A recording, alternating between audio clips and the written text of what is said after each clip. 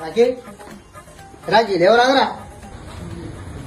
ఏంటిదే టేపకి ఎందుకు వెళ్తాను? అట్లా కాదురా, నేను పెళ్లి పోతానా, మందు పత్రాలు తీసుకో, పొలం చల్లి పైసలు తీసుకో, పొలానికి మందు చల్లి జేడు పెట్టుకొని నిద్ర చేయడానికి ఎందుకు?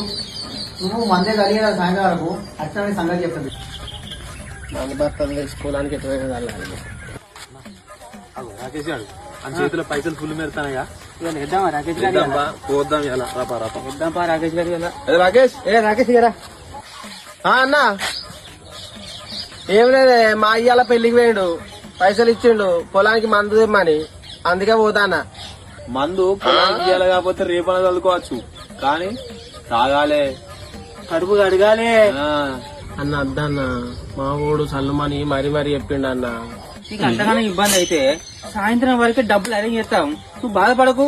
సరే అన్న, మరి సాయంత్రం వరకు సెడి చేస్తారుగా అన్న. సాయంత్రం వరకు పైసలు ఇస్తారు కానీ ఇస్తాను తామే, నువ్వు తాగు. రాకేష్ ఏం చేస్తాడు? రాకేష్ గంట కొడుతున్నావేందే? ఏం చెప్పమంటావు?